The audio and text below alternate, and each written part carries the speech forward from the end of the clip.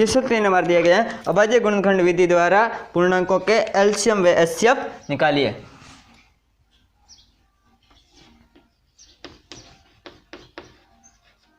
अभाज्य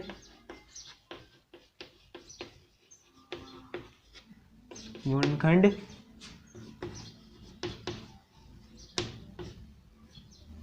विधि द्वारा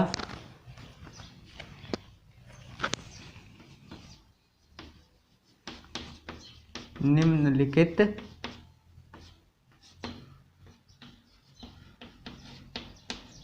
पूर्णांकों के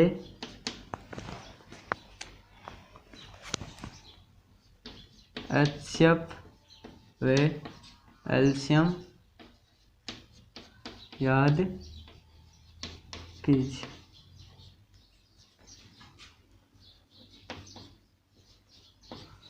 याद कीजिए।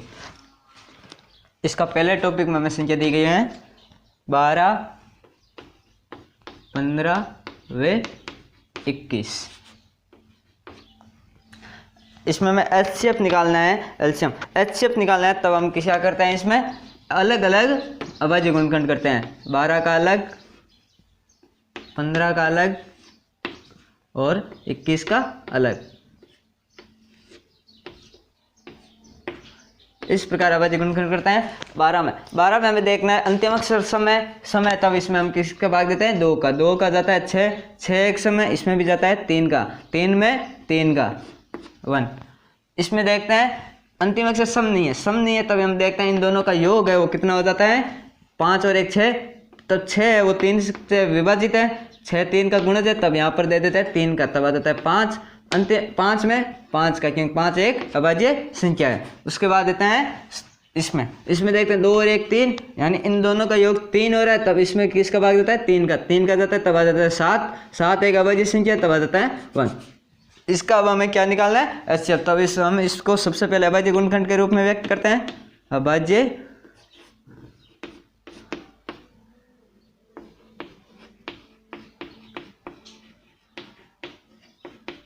गुणनखंड के रूप में, अभाज्य गुणनखंड के रूप में व्यक्त करते हैं। तो आ जाता है पहले 12 का, फिर 15, फिर 21।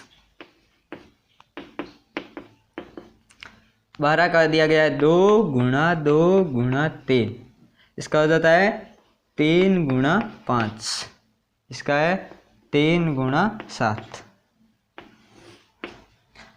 एचसीएफ याद करना हो तो हम देखते हैं कि इन तीनों में समान कौन सा अंक आया है। यहाँ पर भी 3 आया है, यहाँ इन दोनों में भी 3 आया है, यानी 3 इनमें समान है, तब इसका एचसीएफ तो कितना हो जाता है, 3।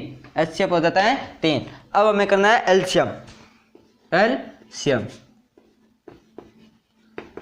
याद करने के लिए सबसे पहले एचसीएफ कितना है, 3 गुणा। अब शेष जितनी भी संख्या बची है उसको इसके गुणा के रूप में, अभाज्य गुणनखंड के रूप में व्यक्त कर दो। 2 गुणा 5, इसमें बचा है 7। अब हम इस सभी संख्याओं को आपस में गुणा कर देते हैं, तो आ जाता है 3 2 6, 6 दूनी 12, 12 पंजे 60 और 7 संग 42, तब आ जाता है एलसीएम आ जाता है 420। एलसीएम कितना आ जाता है, 420। यह आ जाता है हमारा एलसीएम।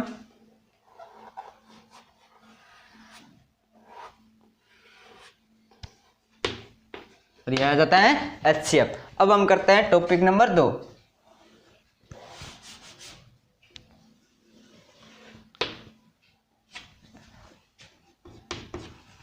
टॉपिक 2 में हमें दिया गया है 17 23 29। 17 23 व 29 एचसीएफ निकालना है। तब हम सबसे पहले क्या करते हैं, इनके सभी का अलग अलग रूप में अभाज्य गुणनखंड।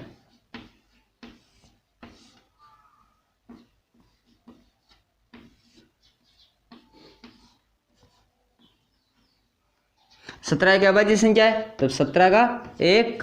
इसमें देखते हैं 23 एक अभाज्य संख्या है, तो आ जाता है 1। इसके बाद देखते हैं 29, 29 भी एक अभाज्य संख्या है, तब आ जाता है 1। अब हमारे को ये प्राप्त हो जाता है।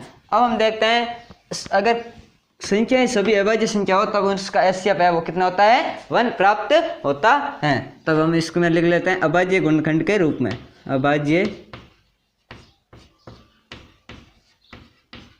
गुणनखंड के रूप में, अभाज्य गुणनखंड के रूप में हो जाता है। तब हम इसको लिखते हैं 17, उसके बाद 23, उसके बाद 29, 17, 23, 29। इसमें देखते हैं एचसीएफ, यहाँ पर क्या करना है, एचसीएफ याद करना है। इसमें देखते हैं कोई भी संख्या समान नहीं हो तो इसमें क्या कर देते हैं, 1 है वो कर देते हैं, ये नीचे वाला 1 है उसको भी व्यक्त कर देते हैं। देखते हैं इनमें सभी में 1 आता है, यानी इसमें हम एक ये मेथड भी कह सकते हैं कि कोई अगर सभी संख्याएं आपस में अभाज्य संख्याएं हो, सभी संख्याएं सभी पूर्णांक संख्याएं अभाज्य संख्याएं हैं, तब उसका एचसीएफ है वो हमेशा कितना होता है, 1 ही प्राप्त होता है। तो आप कोई सी भी 3, 4 कितनी भी आप संख्याएं अभाज्य संख्या ले लो और उसका एचसीएफ निकालोगे तब हमें कितना प्राप्त होगा, 1 ही प्राप्त होगा। अब हमें करना है एलसीएम। क्या याद करना है, एलसीएम। एलसीएम याद करना है तो हम देखते हैं कि एचसीएफ तो 1 है, तब 1 गुणा, अब शेष बची संख्याएं, शेष पहले में 17 बचती है, सेकंड में 23, उसके नीचे 29। 1 से गुणा करने पर तो कोई फर्क नहीं पड़ता है, तब हम करते हैं 23, 29 और 17। पहले करते हैं 29 गुणा 23, तब आ जाता है 23 नमा 207, 20, 23 2 46, 46 और 20 66, कितना आ जाता है 667। कितना आ जाता है हमारा 667। अब हम देखते हैं 667 को किससे गुणा करते हैं, 17 से, 70 7 119, उसके बाद आ जाता है 11, 70 छक्के 102, 102 और 11 113, 11, 70 छक्के 102 और 11 113, कितना आ जाता है 11,339। हमारा एलसीएम कितना आ जाता है 11,339, कितना आ जाता है 39। अगर हमें अभाज्य संख्याओं का एलसीएम पूछे, मतलब 3, 4 जितनी भी अभाज्य संख्या दी गई है उसका एलसीएम पूछे, तब हम उन सभी संख्याओं का आपस में गुणा कर देते हैं, तब हमारा एलसीएम प्राप्त हो जाता है। अगर उसका एचसीएफ पूछे तो उसका एचसीएफ हमें सदैव कितना होता है, 1 प्राप्त होता है। अब हम करते हैं टॉपिक नंबर 3।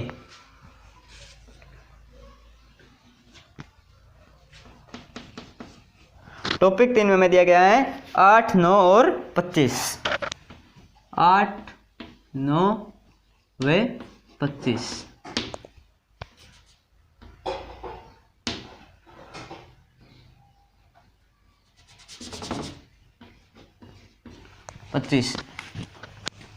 एचसीएफ याद करना है तो हम इनका अलग अलग गुणनखंड कर देते हैं, अलग अलग अभाज्य गुणनखंड कर देते हैं।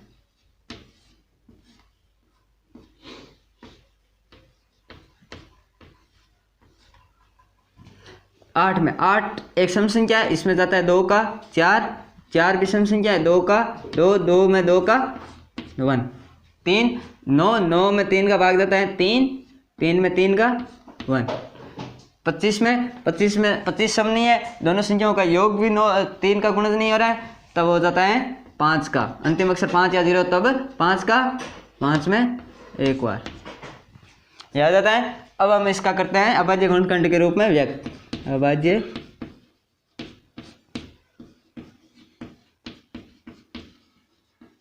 गुणनखंड के रूप में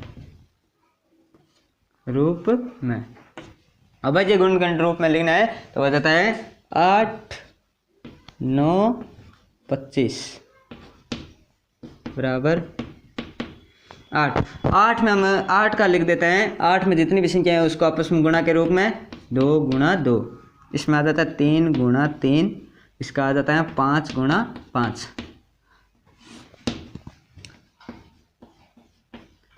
HCF, अगर हम HCF निकालना है तो हम देखते हैं कि इसमें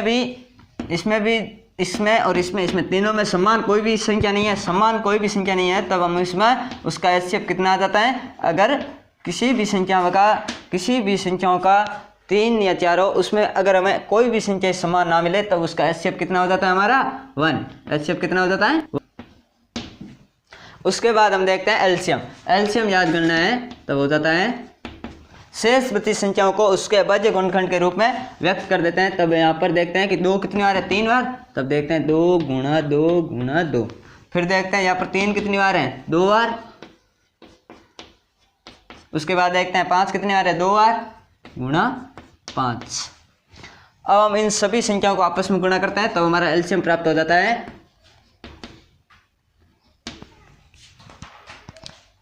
2 2 4, 4 2 8, 8 3 24, 24 3 72। अब 72 को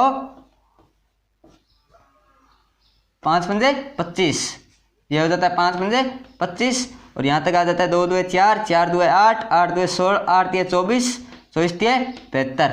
72 को हम कर देते हैं 25 से गुणा, 25 2 50,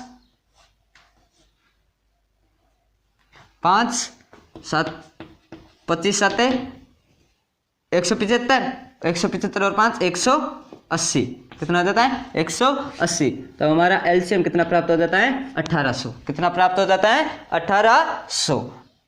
इसको हम ऐसे भी कर सकते हैं, 72 को 5 से तो आ जाता है 5 2 10, 1 35 और 1 36, और 36 गुणा 5 36 में 180 होता है। तो हमारा कैसे भी करो हमारा एलसीएम इसका गुणा है वो हमारा इन सभी संख्याओं को गुणा करने पर हमें कितना प्राप्त होता है 1800। अब हम इसको मिटा देते हैं क्योंकि हमें कंफ्यूजन ना हो कि किस संख्या का गुणा किया और क्या प्राप्त हुआ। तब हो जाता है हमारा एलसीएम इसका हो जाता है 1800। एचसीएफ हो जाता है 1। किसी भी अभाज्य संख्याओं का अगर हमें गुण एचसीएफ निकालना हो तब सदैव कितना होता है 1। अगर उसका एलसीएम निकालना हो तब उन सभी अभाज्य संख्याओं को हम गुणा कर देते हैं तब हमारा प्राप्त हो जाता है। और इस प्रकार हमारा क्वेश्चन नंबर 3 संपूर्ण हुआ। क्वेश्चन नंबर 4, क्वेश्चन 4 हमें दिया गया है 306 एचसीएफ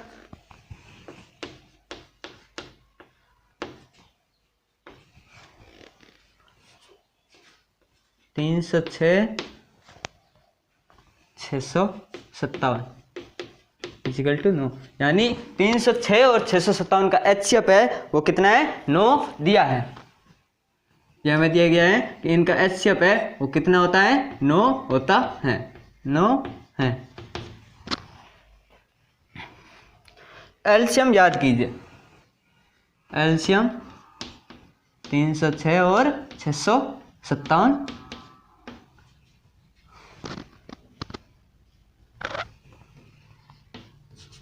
याद कीजिए।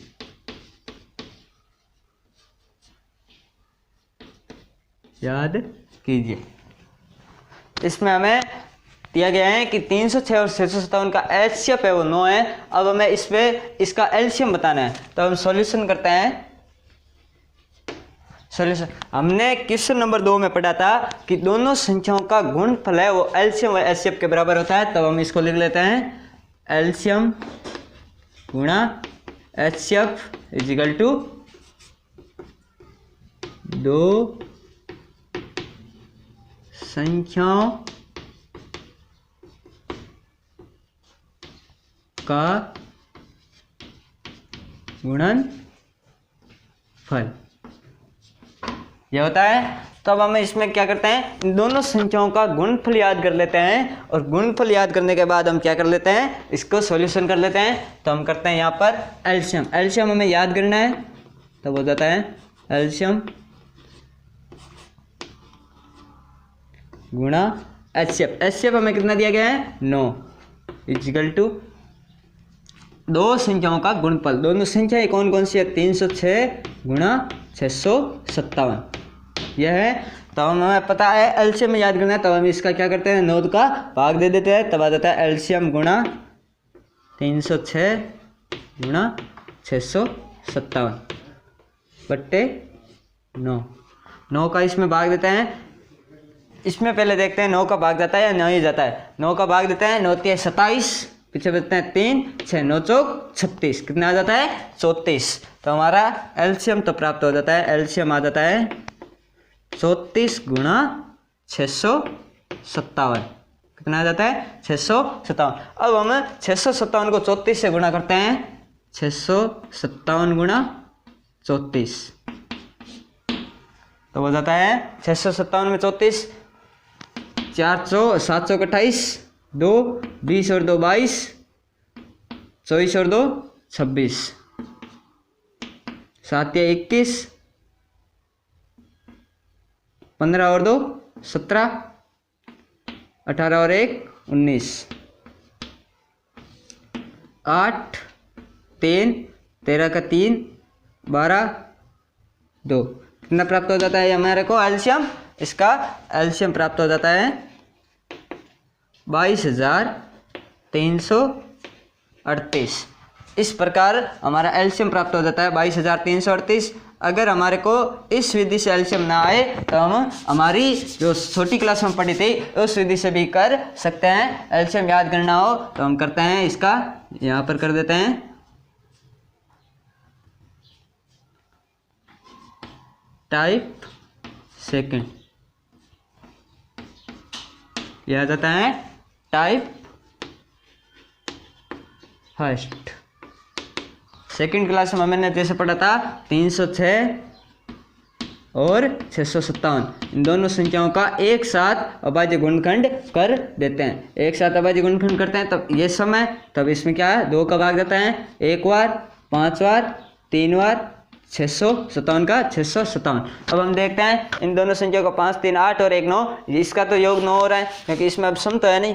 इसमें देखते हैं 6 और 7 13, 13 और 5 18, यानी दोनों संख्याओं का अगर योग, इसमें देखते हैं कि दोनों संख्याओं में दो योग हमारा सम 3 के गुणज का होता है, तब हम इसमें करते हैं 3 का भाग देते हैं, 5 बार 1 बार इसमें देते हैं तो आ जाता है 2 का, फिर 1 बार, फिर 9 बार। अब हम देखते हैं कि इसका इनमें से किसी संख्या का योग 3 के गुणज का नहीं हो रहा है, 9 और 1 10, 10 और 2 12, इसका भी हो रहा है, इसका भी हो रहा है, तब इसमें भी 3 का भाग दे देते हैं। 3 का भाग देते हैं तब आ जाता है 1 बार 7 बार, इसमें 7 बार 3 बार। अब देखते हैं 7 और 3 10, इसका योग नहीं हो रहा है। अब हम देखते हैं 73, 73 9 के पढ़े में भी नहीं आता है, 11 के नहीं आता है, 13 के भी नहीं आता है, 13 छक्के 78 होता है, और 14 के भी,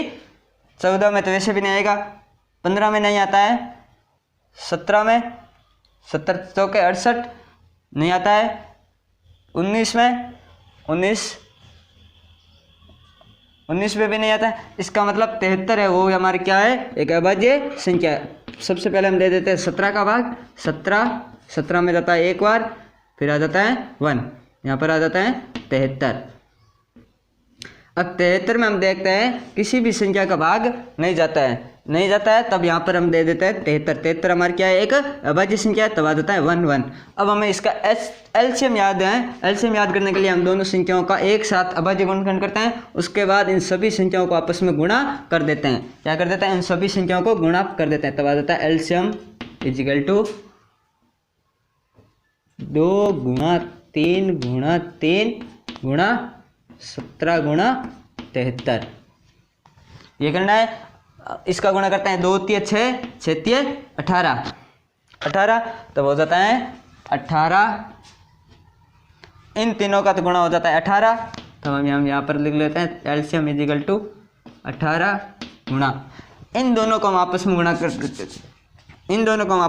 देते हैं, तो हो जाता है 73 गुणा 17, 17 तिया 51, 5 70 7 119 और 5 हो जाता है 124, कितना हो जाता है 124, यानी यहाँ पर आ जाता है 1241। अब हम 1241 है उसको 18 से गुणा कर देते हैं, 1241 को 18 से,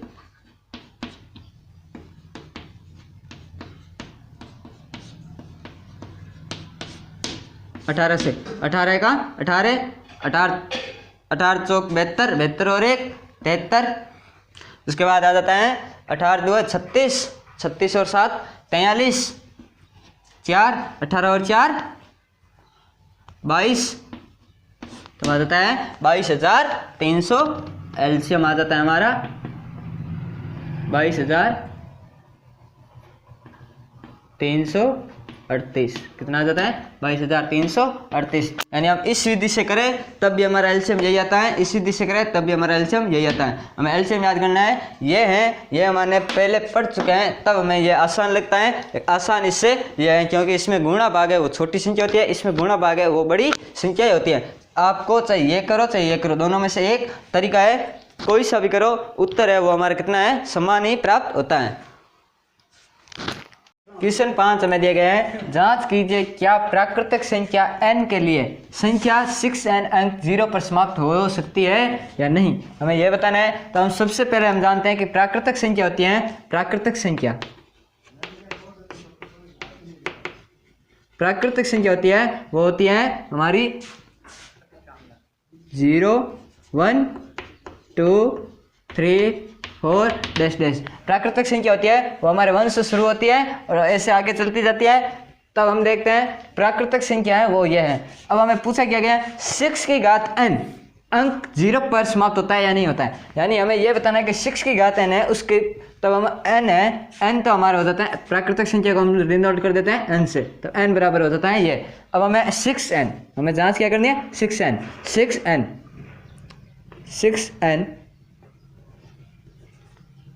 अंक 0 पर समाप्त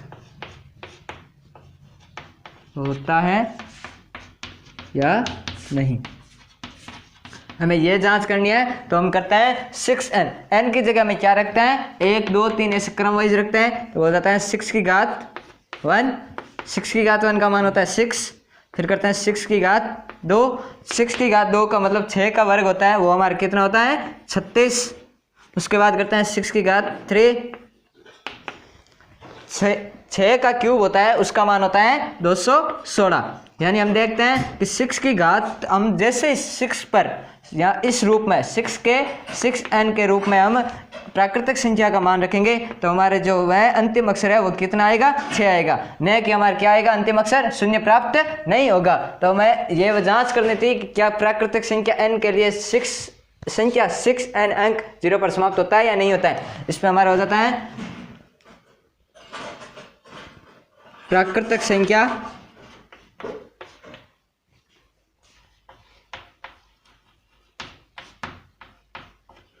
प्राकृतिक संख्या n के लिए संख्या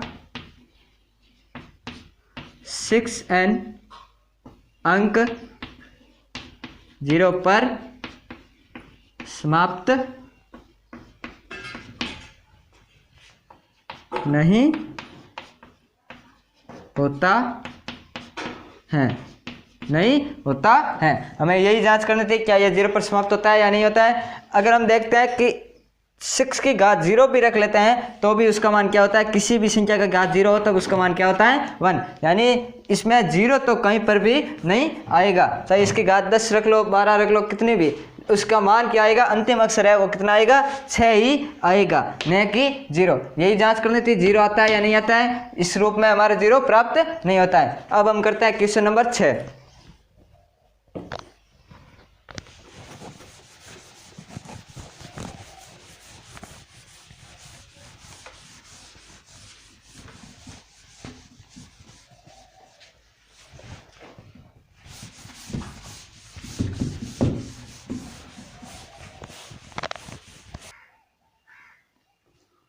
क्वेश्चन नंबर 6, क्वेश्चन 6 में हमें दिया गया है, व्याख्या कीजिए कि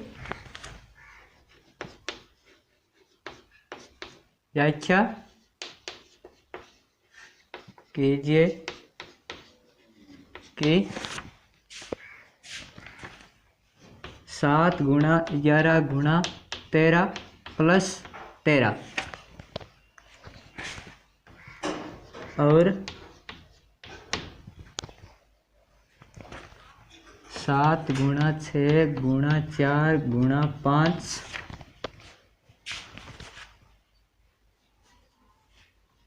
5 गुणा 4 गुणा 3 गुणा 2 गुणा 1 प्लस 5 भाज्य संख्या क्यों है? भाज्य संख्या क्यों है? इस बात की हमें जांच करनी है कि ये कोई अभाज्य गुणनखंड के रूप में है, उसमें हम 13 ऐड करते हैं तब वो भाज्य संख्या बनती है या नहीं बनती है। इसी प्रकार यह है कि अभाज्य गुणनखंड रूप में उसमें हम 5 ऐड करते हैं तब वो भाज्य संख्या प्राप्त होती है या नहीं होती है। इसको हम सॉल्यूशन करते हैं तो हमारे सबसे पहले फर्स्ट वाले को कर लेते हैं। फर्स्ट वाला हमें दिया गया है 7 गुणा 11 गुणा 13 प्लस 13। इसमें हम देखते हैं यहाँ पर भी 13 है, प्लस के बाद भी 13 और प्लस से पहले भी 13 है, तो हम इसमें से 13 कॉमन ले लेते हैं तो बताता है 7 गुणा 11 प्लस 1 13। 7 को 11 से गुणा करते हैं 77 प्लस 1 13 गुणा 77 और 1 78। अब हम देखते हैं 78 में 13 का भाग जाता है, 78 में 13 का भाग देते हैं तो हम 78 को इस रूप में लिख सकते हैं। 78 को हम 13 गुणा 6 इस रूप में भी लिख सकते हैं। हम यहाँ पर लिख देते हैं 13 गुणा 6, यह आ जाता है। अब हम करते हैं सेकंड पार्ट को। सेकंड पार्ट में दिया गया है 7 गुणा 6 गुणा 5 गुणा 4 गुणा 3 गुणा 2 गुणा 1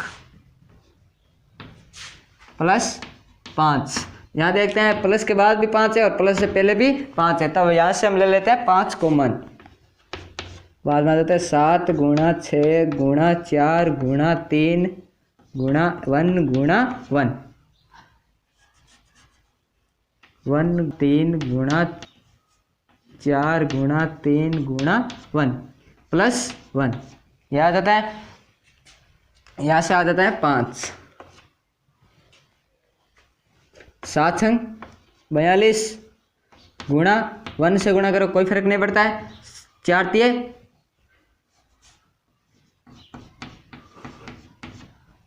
12 12 2 24 24 को 1 से गुणा करो कोई फर्क नहीं पड़ता है प्लस 1। तो हो जाता है 5 कोष्टक 42। 42 को हम 24 से गुणा कर लेते हैं। यहाँ पर 42 गुणा 24 24 2 48 24 96 96 और 4 100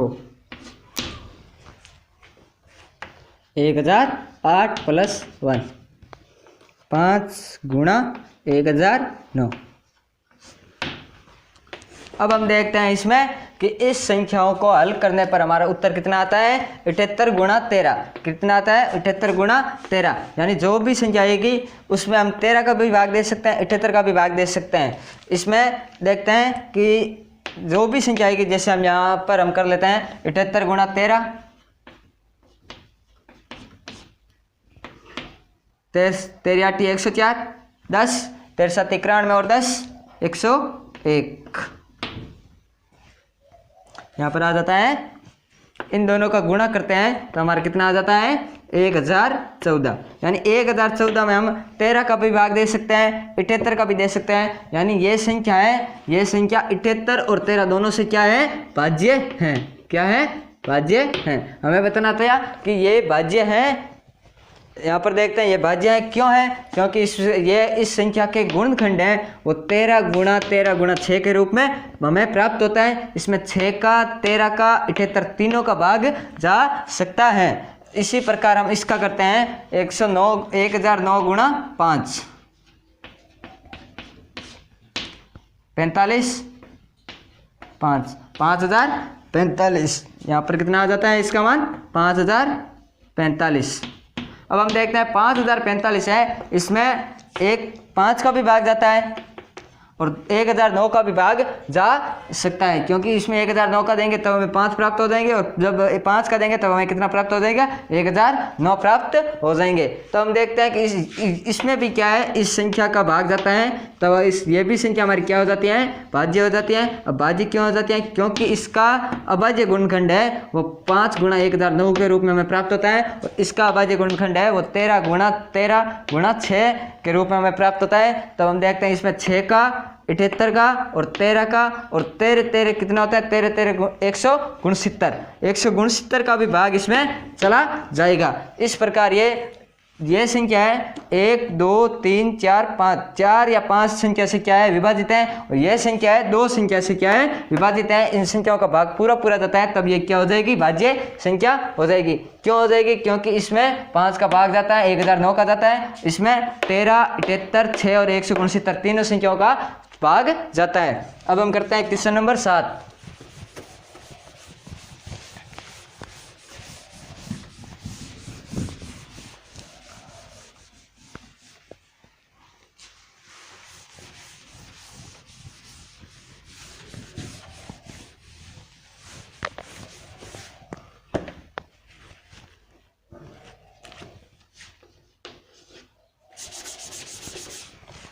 क्वेश्चन 7 में हमें दिया गया है, किसी खेल के मैदान के चारों ओर वृत्ताकार पथ है, यानी ये कोई खेल का मैदान है जिसके चारों ओर क्या है, वृत्ताकार यानी वृत्त के आकार में पथ है, यानी वो खेल का मैदान है वो किस आकार में, वृत्त के आकार में है। जैसे हम मान लेते हैं क्रिकेट का स्टेडियम वो गोलाकार होता है, उसी प्रकार ये वृत्ताकार है, या फुटबॉल का स्टेडियम।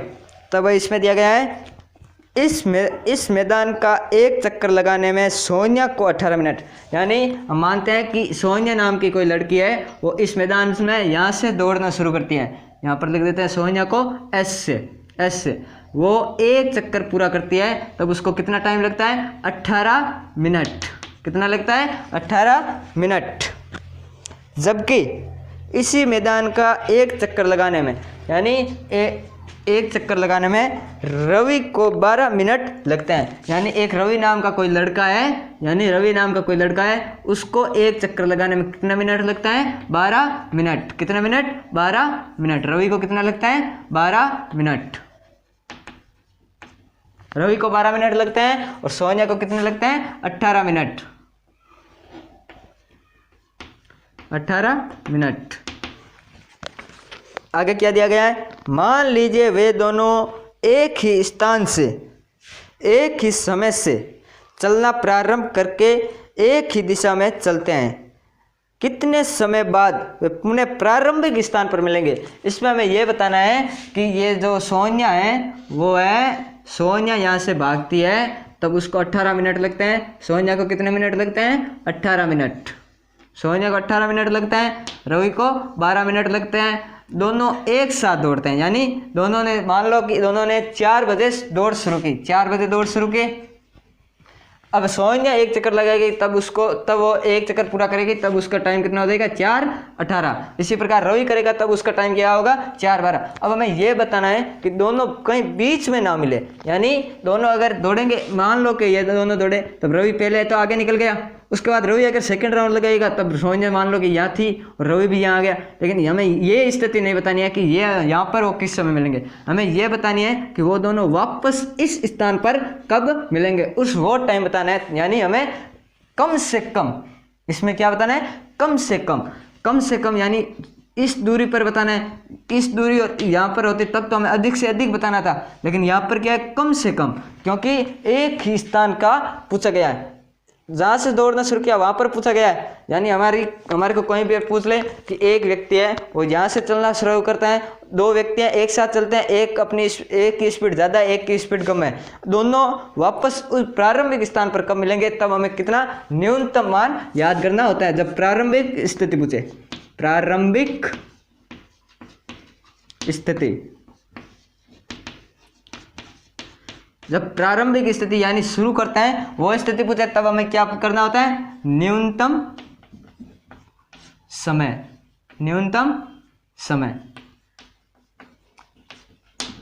और जब क्या पूछे, प्रारंभिक स्थिति ना पूछ कर क्या पूछ ले, कहीं बीच का पूछ ले तब हो जाता है प्रारंभिक ना पूछे, प्रारंभिक ना हो। प्रारंभिक का ना पूछ के कहीं बीच में मिलने का टाइम पूछे तब हमें क्या करना होता है, अधिकतम, क्या होता है, अधिकतम समय, अधिकतम समय। जब हमारे को प्रारंभिक स्थिति पूछे तब तो हमें न्यूनतम समय याद करना होता है, जब प्रारंभिक स्थिति ना पूछ के कहीं बीच का पूछ ले तब हमें क्या है, अधिकतम समय याद करना होता है। हम जानते हैं कि अधिकतम नाम आता है तब हमें क्या याद करते हैं, एचसीएफ, क्या याद करते हैं, एचसीएफ। अगर न्यूनतम नाम आता है तब हमें क्या करना होता है, एलसीएम, एलसीएम। तब हम देखते हैं इसमें हमें क्या पूछा गया है, कितने समय बाद वे पुनः प्रारंभिक स्थान पर, तब हमें क्या करना होगा, न्यूनतम समय याद करना होगा। तो हम सॉल्यूशन में करते हैं, अब हम सॉल्यूशन करते हैं। सॉल्यूशन में हमें सबसे पहले लिखते हैं सोनिया को एक चक्कर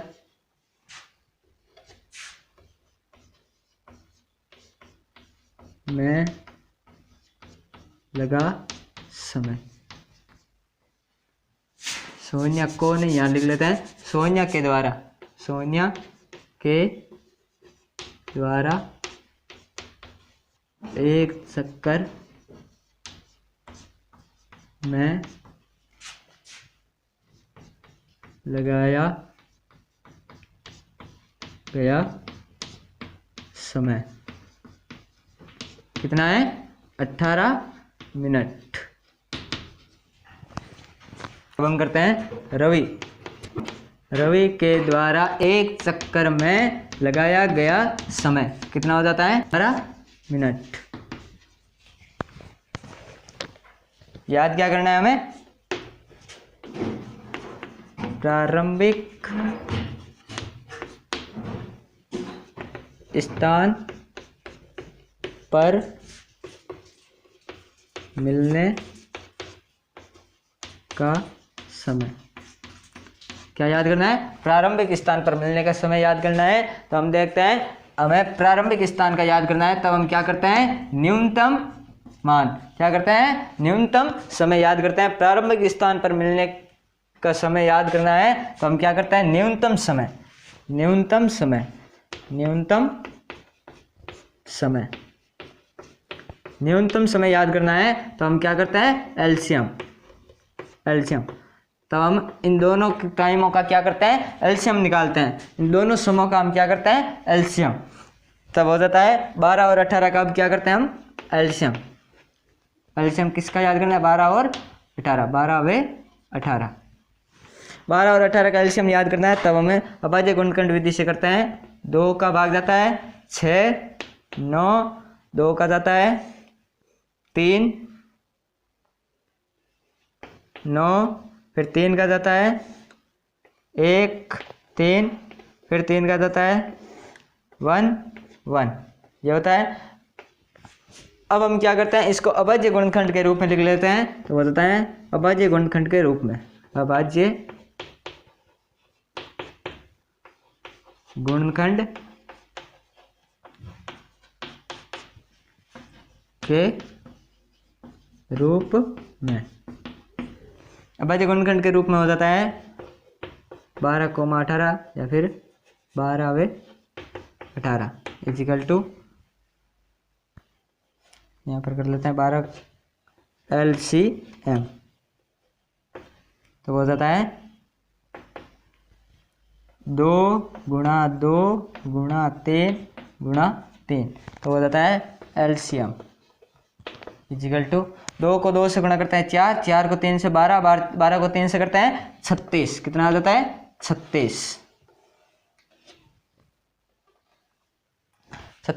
अब हम देखते हैं कि 36 है वो हमारा क्या आ जाता है, यहाँ पर कर देते हैं मिनट है, तब हम यहाँ पर करते हैं 36 मिनट, यहाँ पर 36।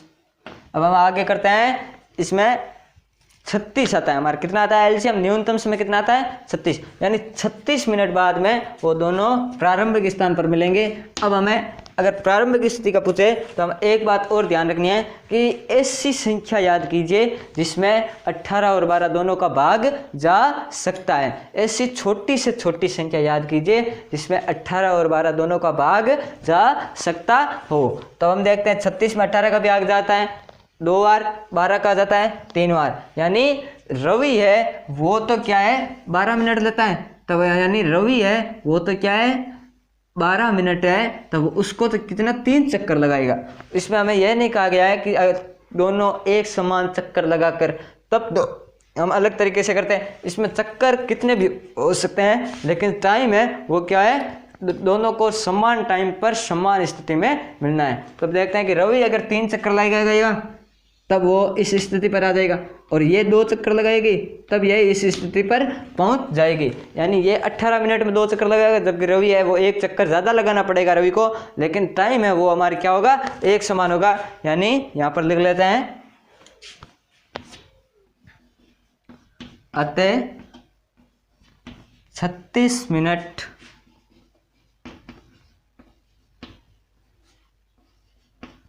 बाद मैं रवि व सोनिया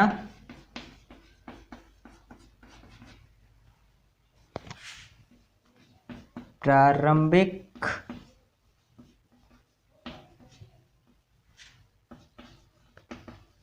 स्थिति पर मिलेंगे। रवि व सोनिया क्या है प्रारंभिक स्थिति पर कब मिलेंगे 36 मिनट बाद। इस प्रकार हमारी प्रश्नावली 1.2 संपूर्ण हुई।